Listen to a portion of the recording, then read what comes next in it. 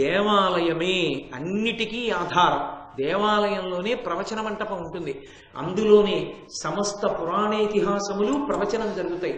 ఆ ప్రవచనాన్ని విని, ప్రవచనం అంటే ప్రకృష్ట వచనం, మనసు బాగా ఊంచుకునేటట్టుగా సమర్థించి చెప్తారు. చెప్తే మనసు ధర్మమునందు ఊంచుకుంటుంది. సాయంకాలం ప్రవచనం విని పడుకుంటాడు. మరునాడు కార్యాలయానికి పనికి వెళ్ళినప్పుడు ఈ ధర్మాన్ని మనసులో పెట్టుకుని ఏ తప్పు పని చేయకుండా ధర్మానికి కట్టుబడి పనిచేస్తారు. అందుకే దేశానికి కావలసినటువంటి ధర్మమంతా ఎక్కడ నుంచి ప్రవహించిందంటే దేవాలయాలలో ఉండేటటువంటి ప్రవచన మంటపాలలోంచి ప్రవహించింది. అసలు ప్రవచన మంటపం అనేటటువంటిది ఉండడానికి కావలసినంత ఖాళీ కూడా లేకుండా అంగుళానికో గుడి చప్పున దేవాలయాల్లో కట్టేయడం వచ్చేసిన తరువాత ప్రవచన మంటపాలన్నవి కొరత పడిపోయాయి. గట్టిగా ఎక్కడైనా ఏదైనా ఉపన్యాసం జరిగితే ఓ 400 మంది కూర్చోవడానికి చోటు ఉండదు. కనపడిన ప్రతి చోట ఎవడో ఏదో పుణ్యం సంపాదించుకోవాలి, ఓ గుడి కట్టేస్తూ ఉంటాడు. ఆ గుడి అక్కడ ఉండొచ్చా ఉండకూడదా సంబంధం లేదు, కట్టేది. ఓ ఆగమం, ఓ శాస్త్రం ఏం అక్కర్లేదు. ఎవడికి తోచిన గుడి, ఎవడి ఇష్టం వచ్చిన చోట వాడు కట్టేస్తూ ఉంటాడు. కాబట్టి ఒక దేవాలయానికి ప్రవచన మంటపం ఉండదు. ఒక దేవాలయంలో ఓ ఉత్సవం చేయడానికి అవకాశం ఉండదు. ఓ దేవాలయంలో ప్రదక్షిణం చేయడానికి అవకాశాలు ఉండవు. సరే, వీటన్నిటి వలన ఏమవుతుందంటే దేవాలయం ఉత్సవ నిర్వహణకు అవకాశం లేని స్థితిని పొందుతుంది. ఉత్సవం చేయకపోతే జనుల యొక్క ప్రహృష్టమైనటువంటి స్థితికి భంగం ఏర్పడుతుంది. అప్పుడు ఏమవుతుంది? ఎక్కడ అవైదికంగా చెయ్యాలో అక్కడ చేయవలసి వస్తుంది. మీరు నా మనస్సు పట్టుకోగలిగితే నేను మీకు ఒక మాట చెప్తాను. దేవాలయాలు ఎక్కడా కూడా ప్రవచన మంటపాలు లేవనుకోండి. ప్రవచనం చెయ్యవలసింది ఓ ఆడిటోరియంకి వెళ్ళి ఎక్కడో ప్రవచనం చేశారనుకోండి. తీరా ఆడిటోరియంకి వెళ్ళి ప్రవచనం చేస్తే ఇప్పుడు మీరు కూర్చున్నట్టుగా అందరూ చెప్పులు విప్పి వచ్చి కూర్చోరు. కాళ్ళతో చెప్పులతో వచ్చి కూర్చుని వింటూ ఉంటారు. చెప్పేవాడొక్కడే చెప్పులు విప్పి చెప్పుకుంటూ ఉంటాడు. వాడొక్కడే చెప్పులు విప్పి వేదిక మీద కూర్చుంటాడు. వినేవాళ్లలో ఎవరూ చెప్పులు విప్పారు. ఎందుకంటే చెప్పులు విప్పి పెట్టి రావడానికి అవకాశం అక్కడ ఉండదు. కాబట్టి ఏమైంది? దేవాలయం భర్తీ చేయలేకపోయింది. కాబట్టి అవైదికమైనటువంటి చోట ప్రవచనం చేయవలసి వస్తుంది. అప్పుడు చెప్పులు వేసుకుని వినడం ఏమిటి? అసలు శ్రోతకు అది ఉండవలసిన లక్షణమా? ఓ భగవత్ సంబంధం వినేటప్పుడు ఒక దేవాలయంలో చెప్పులు విప్పి పవిత్రంగా కూర్చుని వినడానికి, ఒక ఆడిటోరియంలో చెప్పులు వేసుకుని కుర్చీలో కూర్చుని వినడానికి తేడా ఉందా లేదా? ఎంత తేడా వస్తుంది వినేటప్పుడు? ఎక్కడుంది పవిత్రమైనటువంటి లక్షణం? ఎక్కడుంటుంది? కాబట్టి ఎక్కడ ఏ వ్యవస్థ ఎలా ఉండాలో అలా ఉండాలి. ఒక దేవాలయ నిర్వహణ జరుగుతోంది అంటే దేవాలయ నిర్వహణగానే ఉండాలంతే. కాబట్టి బలిహరణ మంటపం ఉన్నది అంటే బలిభుక్కులు వచ్చి తింటాయి. యజ్ఞం జరిగింది ప్రతి చోట, ప్రతి దేవాలయంలో జరగాలి. హోమం జరిగితే దేవతలు వస్తూ ఉంటారు, వచ్చి తిని పెడతారు. వాళ్ళకు లక్షణం ఉంటుంది. వాళ్ళు కంటికి కనపడక్కర్లేదు. ఒకప్పుడు కనపడేవారు. రామాయణ కాలంలో దేవతలు కనపడేవారు వచ్చి కూర్చోవడం. ఇప్పుడు వస్తారు, స్వాహాకారం చెప్తే వాళ్ళు వస్తారు తినడానికి. మన కంటికి ఆ శక్తి లేదు, చూడగలిగిన శక్తి. ఎందుకంటే అనుష్ఠాన బలం లేక పోగొట్టుకున్నాం. అలా పోగొట్టుకున్నాం కాబట్టి మనకి తెలియదు. ఒకనొకప్పుడు కంచి పరమాచార్య స్వామి వారు ఒక పాడుపడిపోయినటువంటి దేవాలయంలో ఉంటుండేవారు. ఆయన పాదయాత్రగా వెళ్ళిపోతూ పాడుపడిపోయిన గుళ్ళల్లో ఉంటుండేవారు. ఆయన ఒక పాడుపడిపోయిన దేవాలయంలో ఉన్నారు. నాకు అత్యంత ఆత్మీయులు, చాలా మహానుభావులు. ఆ శ్రీశైలంలో కంచికామకోటిపీఠ నిర్వాహకులు సముద్రాల కృష్ణమూర్తి గారని వారు ఆయన్ని దర్శనం చేయడానికి వెళ్ళేటప్పటికీ అంతకు ముందే ఒక ఆశ్చర్యకరమైన సంఘటన జరిగింది. నిశ్శబ్దంగా కూర్చున్నటువంటి స్వామివారు అకస్మాత్తుగా లేచి నిలబడి దండ విన్యాసం అంటారు. దండి సన్యాసి అంటే సత్యదండాన్ని చేతితో పట్టుకున్న వాళ్ళు ఆ దండ సహితంగా నమస్కారం చేస్తారు పెద్దలు కనపడితే. పరమాచార్య ఎవరికీ చేసేవారు కాదు. ఎందుకు చేసేవారు కాదంటే అహంకారం కాదు. అందరూ దండం చేతిలో ఉన్న సన్యాసికి చెయ్యాలి. దండం చేతిలో ఉన్న సన్యాసి ఎవరికి చెయ్యాలి అంటే ఎక్కువ చాతుర్మాస్యాలు చేసిన వాడికి ఈయన చెయ్యాలి. పరమాచార్య 13వ ఏట సన్యసించారు, 100 సంవత్సరములు జీవించారు. అంటే వారు 87 చాతుర్మాస్యములు చేశారు. వారితో సమానంగా చాతుర్మాస్యములు చేసిన సన్యాసి లేరు ఆ రోజుల్లో. అందుకని ఆయన నమస్కరించవలసిన వాడు లేడు.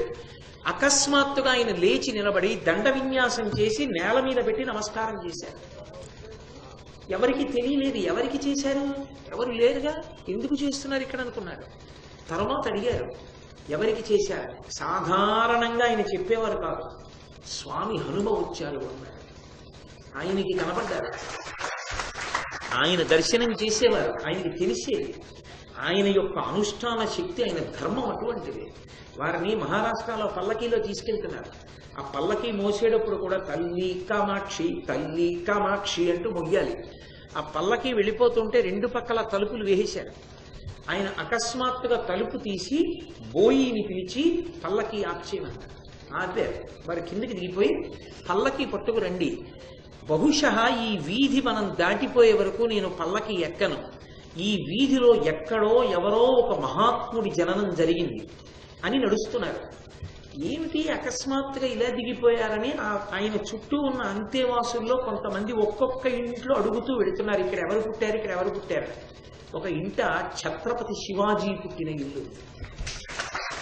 ఆ ప్రాంతం మీదుగా పరమాచార్య ఎప్పుడు వెళ్ళలా. ఎలా తెలిసింది ఆయనకి? అది వారి అనుష్ఠాన బలం. ఎక్కడ అనుష్ఠాన బలం ఉందో అక్కడ ఆ దివ్య చక్షు ఉంటుంది. ఆ అనుష్ఠాన బలం లేని చోట ఆ దివ్య చక్షు ఎలా ఉంటుంది? ఎలా కనపడతారు? దేవతలు కనపడమంటే కనపడరు.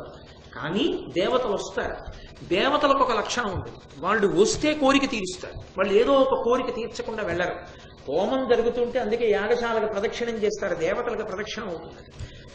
ఆ హోమ ప్రక్రియ అంత గొప్పది. ఆ హోమం ఎక్కడ జరిగిందో అక్కడ దేవతలు వస్తారు అన్నం తినడానికి. అది పట్టుకెళ్ళడానికి అధికారం ఇంకెవ్వరికీ లేదు. బలిహరణ మంటపం మీద పెడితే బలిభక్తులు తింటాయి, నైవేద్యం పెడితే ఈశ్వరుడు కంటితో చూస్తాడు, హోమం చేస్తే దేవతలు వచ్చి పుచ్చుకుంటాడు. ఒక్క హోమ ప్రక్రియలోనే దేవతలు తింటారు. అలా తినేటప్పుడు అగ్ని ఒక్కడే పట్టుకెడతాడు తప్ప పంచభూతములలో ఇంకా ఏదీ కూడా దేవతలకు పట్టుకెళ్ళడానికి సాధనము కాదు. నీటిలో వేస్తే దేవతలు తినరు, పృథివీ మీద వేస్తే తినరు, వాయువులో వేస్తే తినరు, ఆకాశమునందు తినరు, అగ్నిముఖంగా తింటారు. కాబట్టి యజ్ఞంబులను నీవ హవ్యవాహ, యజ్ఞముల యందు నువ్వే హవ్యవాహనుడివి. ధర్మనిత్యుండైన ధర్మజు కావించు క్రతువు భవత్ ప్రీతికరము కాదే. నేను ఎందుకు వచ్చాను? నాకు ఈ నీలుడితో యుద్ధం చేసి ఓడించడం నా కోరిక కాదు. ధర్మరాజు గారు రాజసూయం చేస్తున్నాడు, మీరు ధనరాశులు చెల్లించండి అన్నాను. కానీ ఆయన తిరస్కరించి యుద్ధానికి వచ్చాడు. ధర్మరాజు గారు చేస్తున్నటువంటి రాజసూయ మహాయాగమునందు ఎన్నో హవిస్సులు ఇవ్వబడతాయి, ఎందరో దేవతలకు ఆహారము సమకూర్పబడుతుంది. అంత పెద్ద క్రతువు జరుగుతుంటే హవ్యవాహనుడమైనటువంటి నువ్వు ప్రీతి పొందవద్దా? నువ్వు సహకరించవద్దా? నువ్వే ఈ సైన్యాన్ని కాల్చేస్తే వేదాన్ని నిలబెట్టేదెవరు? అగ్నికార్యాన్ని నిలబెట్టేదెవరు? యజ్ఞయాగాదులను రక్షించేదెవరు? రక్షించవలసిన నువ్వు సైన్యాన్ని భక్షించేస్తావా? కాబట్టి ధర్మనిత్యుండైన ధర్మజు భావించు క్రతువు భవత్ ప్రీతికరము కాదే. దానికి విఘ్నంబు తలచుట ధర్మమే. వరద, వైశ్వానర, వాయుమిత్ర, ఓ వరదుడా వరములిచ్చేవాడా, వైశ్వానరుడా, వాయుమిత్ర, వాయువునకు మిత్రుడైనటువంటి వాడా, అంటే మా అన్నయ్య అయినటువంటి భీమసేనుడి తండ్రి గారికి స్నేహితుడు కనుక నాకు కూడా మా తండ్రి గారి యొక్క స్నేహితుడితో సమానమైన వాడా, కాబట్టి నువ్వు ఇటువంటి పని చెయ్యొచ్చా అనినా అగ్నిదేవుడు తనకి సంప్రీతుడయి వెంటనే అగ్ని సంతోషించాడు. అందుకే సూక్త పఠనము చేత సంతోషిస్తారు దేవతలు, వారి సమగ్ర స్వరూపావిష్కారము జరుగుతుంది కాబట్టి. అందుకే మనం ఏ దేవతని ఆరాధిస్తున్నామో ఆ దేవతాపరమైనటువంటి సూక్తంతోనే చేస్తాం. పురుష సూక్తం, స్త్రీ సూక్తం, నీలా సూక్తం, మన్యు సూక్తం, రుద్ర సూక్తం, భూసూక్తం, ఆ సూక్తమును ఉపయోగిస్తారు. ఆ సూక్తం బాగుగా చెప్పబడినది, అంతకన్నా ఇంకెవరూ చెప్పలేరు, ఋషి చెప్పాడు. కాబట్టి ఆ సూక్తమును పఠిస్తే దేవతలు ఎంతో ప్రసన్నులవుతారు. కాబట్టి అటువంటి వాడివి నా సైన్యానికి అగ్ని భయాన్ని తగ్గించమని అడిగారు. వెంటనే అగ్నిహోత్రుడు చల్లపడి సంప్రీతుడై వెనక్కి వెళ్ళిపోయాడు. నీలుడు చూశాడు, అబ్బో అగ్నిహోత్రుడే ప్రసన్నుడైన నాడు ఈయనతో యుద్ధం చేయడం నాకు సాధ్యం అవుతుందా? సాధ్యం అవదని గబగబా వచ్చి సహదేవుణ్ణి అత్యంత ప్రీతితో ఆహ్వానించి ఆదరించి అనేకమైనటువంటి మణిమాన్యాలనిచ్చి పంపించాడు. సహదేవుడు అలా బయలుదేరి తర్వాత దక్షిణ దిక్కున ఉన్నటువంటి సౌరాష్ట్ర, రుక్మి, భీష్మక, శోత్పాదక, దండక, నిషాద, పురుషాద, ఏకపాద, కాలముఖ, కర్ణ ప్రావరణులు, రామశైల, కోలశైల, తామ్రదీప, పాండ్య, కేరళ, కళింగ, ద్రవిడ, యవన, కరహాటక రాజుల్ని ఓడించి చిట్ట చివర సముద్ర తీరం దగ్గరికి వెళ్ళాడు. వెళ్ళి ఆ సముద్రంలో ఉంది కాంచనలంక. కాంచనలంకాధిపతి అయినటువంటి విభీషణుణ్ణి ఉద్దేశించి ప్రకటించాడు. ధర్మరాజు గారు రాజసూయం చేస్తున్నాడు, నువ్వు కూడా రత్నరాసులు ఇవ్వలసింది. చిరంజీవి కనుక ఆ లంకాపట్టణ పరిపాలితుడైనటువంటి విభీషణుడు కూడా సహదేవుడికి అనేకమైనటువంటి కానుకలు పంపించాడు. ఈ కానుకలన్నిటితోటి కలిసి సహదేవుడు దక్షిణ దిక్కునంతటినీ జయించినటువంటి వాడై సంతోషంగా తిరిగి వచ్చేశాడు. ఆ తర్వాత నకులుడు పశ్చిమ దిక్కుకు బయలుదేరాడు. మహితక దేశాన్ని, మరు, మాళవ, బర్బర, కర్బర, శైరీషక, దాశార్ణ, పుష్కరాణ్య, సరస్వతి, సింధూ నదీ తీరాల రాజ్యాలను, పంచనద, అమర పర్వతవాసులను గెలిచి శ్రీకృష్ణుడు ద్వారకానగరంలో పశ్చిమ దిక్కున ఉన్నాడు కాబట్టి ఆ ద్వారపతిలో శ్రీకృష్ణుడికి తన రాకను తెలిపి ఆయన యొక్క ప్రీతిని పొంది మేనమామ మద్రపతి అయినటువంటి శల్యుణ్ణి చూసి శల్యుని యొక్క గౌరవాన్ని పొంది అక్కడి నుంచి తిరిగి ఆ దిక్కునంతటినీ జయించి వచ్చాడు. అక్కడతో ఉత్తర దిక్కుకెళ్ళినటువంటి అర్జునుడు, తూర్పు దిక్కుకెళ్ళినటువంటి భీమసేనుడు, దక్షిణ దిక్కుకెళ్ళిన సహదేవుడు, పశ్చిమ దిక్కుకెళ్ళినటువంటి నకులుడు, 4 దిక్కుల ఉన్నటువంటి సమస్త సామ్రాజ్యములను గెలిచి ఈ భూమండలానికి అంతటికీ కూడా సార్వభౌముడు ధర్మరాజే అన్న స్థితిని కల్పించి వచ్చారు. ఇప్పుడు తాను ఇన్ని రాజ్యములను గెలిచాడు కనుక పరమ సంతోషంగా ఆ రాజసూయ మహాయాగం చెయ్యడానికి ఆయన ఎంతో సంతోషంగా ప్రారంభం చేసి శ్రీకృష్ణ పరమాత్మకి కబురు చేశారు. రాజసూయ మహాయాగం ప్రారంభమవుతోంది, మీరు ఇచ్చేయవలసింది. శ్రీకృష్ణుడు వచ్చాడు, కూర్చోపెట్టాడు. ఆయన్ని కూర్చోపెట్టి పూజ చేసి, నీ యొక్క అండదండల వలన ఈ సమస్త రాజ్యములను గెలిచాను తప్ప నీవు పక్కన లేకపోతే, నీ అండ లేకపోతే ఇవాళ ఈ భూమండలం మీద ఉన్నటువంటి రాజులందరినీ గెలవడం మాకు సాధ్యమా కృష్ణ? ఇది భగవద్భక్తి అన్న మాటకు అర్థం. సాధారణంగా భక్తి ఉన్నది, భక్తి లేదు. మీరు నన్ను క్షమించగలిగితే ఒక్క మాట చెప్తా. 2 కారణముల చేత తెలిసిపోతుంది. ఒకటి, పూజ చేసేటప్పుడు తెలిసిపోతుంది వీడు భక్తిగా చేస్తాడా యాంత్రికంగా చేస్తాడా తెలుస్తుంది, మనసులో భక్తి ఉన్నదా. రెండవది, నీకు ఏదైనా పరమోత్కృష్టమైన సంతోషకరమైన విషయం జరిగినప్పుడు తెలిసిపోతుంది. మీకు భక్తి ఉన్నదా లేదా. మీకు అంటే నన్ను కూడా కల్పించమండి. సభలో మిమ్మల్ని ఒకరిని ఉద్దేశించి మాట్లాడతాం కాబట్టి నువ్వు మీరు అన్న మాటలు వస్తాయి. అంతేగాని నేను పండిపోయిన వాడిని మీరేదో పచ్చికాయ అని నా ఉద్దేశ్యం కాదు. ఈ సభలో అందరిలో పచ్చికాయ ఎవరు అంటే బహుశా నేనే ఉంటానేమో కూడా. కాబట్టి కలియుగం కదూ, అందుకే పెద్దపీట మీద నేను కూర్చుంటాను. కాకపోతే మీరు తక్కువని నా ఉద్దేశ్యం కాదు చెప్పేటప్పుడు. అలా అయితే పరమేశ్వర స్వరూపమైన సభకి నమస్కారం అని ఎందుకు మొదలు పెడతాను? ఆ గౌరవం లేనినాడు. కాబట్టి అది చూడండి, లోకంలో ఏదైనా ఒక అత్యంత ప్రధానమైన కార్యం మీద వెడుతున్నప్పుడు భగవంతుడికి నమస్కారం చేస్తాడు. ఈశ్వర తప్పకుండా నాకు మేలు జరిగేటట్టు చూడు అంటాడు.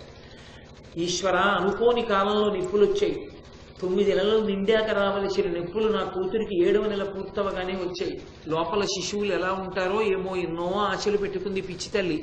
పరమేశ్వర ఎలా అయినా రక్షించి ఆ పిల్లల్ని కాపాడు సుమా అని నమస్కారం చేస్తాడు. వెళ్ళి కూర్చున్నాడు. కూతురు ఎక్కడో ఉంది, ఆ ప్రసవం నొప్పులు పడుతూ గదిలో. పరిగెత్తుకొచ్చి ఎవరో చెప్పారు, అయ్యా మనవడు మనవరాలు పుట్టారు, తాతగారు అయ్యారు, చాలా సంతోషం అన్నారు. మనవడు మనవరాలు అయ్యారు, తాతగారు అయ్యారు అని చెప్పగానే కూడా లోపల పరమేశ్వరుడు జ్ఞాపకం వచ్చి నమస్కరించగలవా? ఈశ్వర నన్ను కరుణించారు. ఏ వార్త వినాలో అని బెంగపెట్టుకున్నాను. అయ్యో వీడు ఏడుస్తాడని, నేను ఏ అర్హత లేనివాడినైనా వీడు ఏడిస్తే మళ్ళీ నేనే కళ్ళు తుడవాలని నన్ను అనుగ్రహించి క్షేమంగా మనవల్ని ఇచ్చారా? పరాత్పరా మీకు ఒక నమస్కారం అని నువ్వు అనగలవా? అలా నువ్వు అనగలిగితే పైకి అనక్కర్లేదు. మంచి మాట వినగానే పరమేశ్వరుడు జ్ఞాపకానికి వస్తాడు. ఆ కష్టంలో రావడం గొప్ప కాదు, గుర్తొస్తాడు, గుర్తొచ్చి తీరుతాడు. కానీ సుఖమునందు సంతోషమునందు ఈశ్వరుడు జ్ఞాపకానికి వస్తాడు. వచ్చి మొదటి నమస్కారం ఆయనకి చేయగలవా? ఏదైనా ఒక మంచి మాట వినగానే పూజా మందిరంలోకి వెళ్ళి ఆయనతో పంచుకోగలవా? నీ అనుగ్రహమే ఇదంతా ఈశ్వర, నీ అనుగ్రహం లేని నాడు నాకు ఈ ఆనందం ఎక్కడిది అనగలవా? అలా అనగలిగితే నీకు ఈశ్వరుడు ఉన్నాడు, విగ్రహం కాదు. ఆయనకు కావలసింది అదొక్కటే. యోమే భక్త్యా ప్రయచ్చతి. ఆ అనుబంధం ఉంటే చాలా ఆయన ఎంతో మురిసిపోతాడు. తండ్రికి 80 ఏళ్ళు వచ్చేసాయి, ఎక్కడో కూర్చుని ఉంటాడు. తండ్రి ఏం చేయగలడు? ఆయన ఏం చేయలేడు. కూతురుకి మనవరాలకి మంచి సంబంధం కుదిరింది. పరుగు పరుగున వెళ్ళి నాన్నగారండి 2 కాళ్ళ మీద పడిపోయి నాన్నగారికి నమస్కారం పెట్టి, నాన్నగారు మీరు చేసిన పూజలండి, మీ భక్తి అండి, మీ మనవరాలను అనుగ్రహించి మంచి సంబంధం కుదిరింది, ఇప్పుడే ఫోన్ చేసి చెప్పారు, మొట్టమొదట మీకే చెప్దామని వచ్చాను నాన్నగారు, మీ ఆశీర్వచనం లేనినాడు మన వంశంలో ఇవన్నీ ఎలా జరుగుతాయి అని తండ్రి కాళ్ళు పట్టుకు నమస్కరించాడు. ఏమి ఇవ్వాలి తండ్రికి? ఒరే మనవరాలి పెళ్లి కుదిరింది, నాకు పట్టుపంచ పట్టరా అంటాడా తండ్రి? ఏమి కొడుకురా, ఎంత పరిగెత్తుకొచ్చి ముందు నాకు చెప్పాడు రా చాలంటే. అందరికీ చెప్తుంటే పెద్ద ఆయనకి వినపడి, ఏమిట్రా అందరూ సంతోషంగా చెప్పుకున్నారు, ఏమైంది చెప్తాను నేను, ఉండండి మీరు అలాగా కాసేపు అన్నాడు అనుకోండి. ఎవరో చెప్తారు మీ మనవరాలు పెళ్లి కుదిరిందండి తాతగారు, పాపం సంతోషిస్తాడు, కానీ మనసు ఎంత కలుపుకోమంటుంది. భగవద్భక్తి కూడా అంతే. భక్తి అనుబంధం అంతే. భక్తి అంటే అదేదో పెద్ద సిద్ధాంతం అనుకోకండి. భక్తి అంటే అనుబంధం, ఈశ్వరుడితో ఉన్న అనుబంధం. నీవు ఏదైనా ఈశ్వరుడితో మాట్లాడి చెప్పగలవా? సంతోషమునందు దుఃఖమునందు కూడా. అది చిట్ట చివరికి ఏ స్థాయిలో ఉండాలంటే తలుపు సందులో వేలుపడినప్పుడు కూడా ఈశ్వర అనగలవా? అలా అనడం అలవాటైపోతే ప్రాణోత్క్రమణమునందు కూడా అదే వస్తుంది కదా. సాధనమున పనులు సమకూరు ధరలోన. అది ధర్మరాజు గారి భక్తి. అందుకు భారతం చదువుకోవాలి. ఈ 4 దిక్కుల ఉన్న రాజ్యాలు గెలిచాడు. గెలిచి ఇప్పుడు మనకంతా సుఖరం అయిపోయింది కృష్ణ, ఇంకేం ఎదురులేదు, మొదలు పెట్టేస్తున్నాను అని కూడా అనొచ్చు. అలా అనలేదు. తీసుకొచ్చి కూర్చోపెట్టి ఆయనకి నమస్కారం చేసి చేతులు కట్టుకు నిలబడి, కృష్ణ నీ అనుగ్రహం లేని నాడు ఇది సాధ్యమా అని అడిగాడు. అది భక్తి అన్న మాటకు అర్థం. ఎంత పూజా పదార్థాన్ని మీరు వినియోగించారన్నది కాదు, మీ మనసు ఎంత ప్రహృష్టమై ఉన్నదన్నది ప్రధానం. అందుకే నేను మీతో మనవి చేసే పూజలో తెలిసిపోతుంది.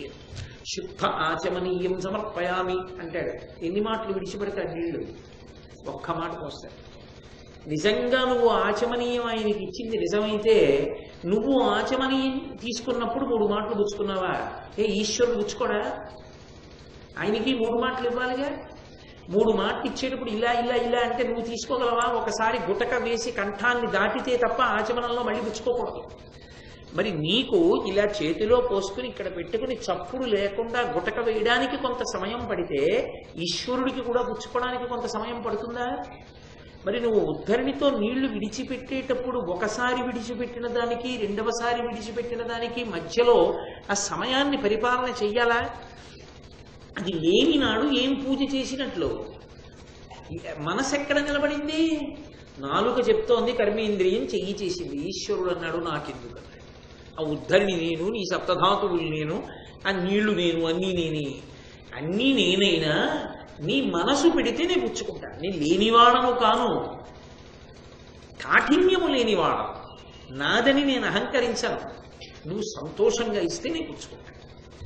అది అనుబంధం అన్న మాటకు అర్థం. అందుకే పూజ అనగా అనుబంధ సంస్మరణము. ఆ ప్రేమతో చేసేది పూజ తప్ప ఆ ప్రేమ లేకుండా చేసేది యాంత్రికము. అదొక తొంతు అంటారు. తొంతు అంటే మనసు అక్కడ ఉండదు, చెయ్యాలి కాబట్టి చేస్తూ ఉంటారు. ఏదో ఆయన తొంతు చేశాడండి అంటారు. కాబట్టి చాలా చోట్ల జరిగేటటువంటి పూజలన్నీ తొంతులు. సత్యనారాయణ వ్రతం చేస్తున్నామంటారు. సత్యనారాయణ వ్రతం చేస్తే సత్యనారాయణ వ్రత మంటపం కన్నా పైకి ఎవరైనా కూర్చోవచ్చా? ఆయన కన్నా పైకి ఎలా కూర్చుంటావు? కింద కూర్చోవాలి ఆయన కన్నా. ఆ వచ్చిన వాళ్ళందరూ కుర్చీల్లో కూర్చుంటే అది వ్రతం ఎలా అవుతుంది?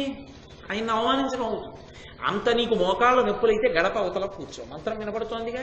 అక్కడికి నువ్వు కుర్చీకి కూర్చోవడం ఎందుకు? నీ పెద్దరికం. కూర్చుంటే కింద కూర్చోలేక గడప అవతల కుర్చీలో కూర్చో. తగుదునమ్మ అని నవగ్రహ మంటపం, అష్టదిక్పాలకులు, సత్యనారాయణ స్వామి ఇంతమందిని పిలిస్తే వీడొక్కడు కుర్చీ. నీకు గౌరవం భక్తి ఉంటే ఇంతమంది వస్తున్నారండి పెద్దవాళ్ళు, కుర్చీ ఎందుకండి, నేను గడప అవతల కూర్చుంటే ఆ దోషం రాదు అని గడప అవతల కూర్చో. నిజంగా కూర్చోలేకపోతే దోషం ఏం లేదప్పుడు. నేను అక్కడ ఎందుకు మంటపం పక్కన కూర్చుంటారు. పెళ్లి జరిగేటప్పుడు చూడండి, సర్వమంగళాదేవతని పిలిచి కొబ్బరి బొండం మీద మంగళసూత్రాన్ని పెట్టి పూజ చేస్తుంటారు. దిక్కుమాల కాల్చిన పెద్దరికం, ఒంటికి వయసు వచ్చిందని చెప్పులు వేసుకుని పెద్దవాళ్ళు కుర్చీలు వేసుకుని కూర్చుంటారు అక్కడ. ఎందుకని? ఏం కనపడకపోతే, నువ్వు చూడకపోతే కాలిపోయింది అక్కడ క్రతువు. నువ్వు చూడకపోతే వచ్చిన నష్టం ఏమిటి? సర్వమంగళాదేవతని ఆరాధన చేస్తుంటే చెప్పులు వేసి కూర్చుంటావా? అదే నీ పెద్దరికం. ఎందుకు నువ్వు పీటల మీద అక్కడ చెప్పులు వేసుకుని సెల్ ఫోన్లు పట్టుకుని ఫోటోలా? జరుగుతున్నది సర్వమంగళాదేవత యొక్క పూజ. ఆ పిల్ల జీవితం దాని మీద ఆధారపడిందా? ఆ మంగళసూత్రం ఉంటే కదా ఆ పిల్ల గౌరవం, ఆమె బతుకంతా దాని మీద ఆధారపడిందా? కనీసం నీకు భక్తి లేకపోతే దయ లేదు ఆ పిల్ల మీద? కారుణ్యం ఉండద్దు ఆ పిల్ల చల్లగా ఉండాలని? చెప్పులు ఇప్పి వేదిక మీదకి వెళ్ళలేవు? పోనీ నువ్వు అంత కూర్చోలేకపోతే కింద కూర్చోవచ్చుగా, ఎందుకు వేదిక మీద? అసలు పెళ్లిలో వేదిక మీద కూర్చోపెట్టకపోతే అమ్మ బాబోయ్ పెద్దరికం ఇంకేనా ఉన్నట్టే. కాబట్టి అక్కడే కూర్చోవాలి, కుర్చీలు వేసుకొని. కింద కూర్చోకూడదు. క్రతువు చక్కగా చూడడం, అక్షతలు వేయడం. కూర్చుని చూద్దాం అనుకున్న కన్నా పేరాశ ఇంకొకటి లేదు పెళ్లిలో. ఏమీ కనపడదు. చుట్టూ ఉన్న వాళ్ళు సెల్ ఫోన్లట్టు నిల్చుంటారు. వీడికి ఏం కనపడతాయంటే ఫోటోలు తీసుకునేవాడి పృష్ఠభాగాలు కనపడుతుంటాయి. శ్రద్ధ లేని స్థితి ఎక్కడి నుంచి వస్తాయి? ఫలితాలు రమ్మంటే రావు. సా శ్రద్ధ గదితా సిద్ధి యా వస్తూపలభ్యతే. కాబట్టి నేను భారతం చెప్పట్లేదు అనుకోకండి, భారతమే చెప్తున్నాను. కాబట్టి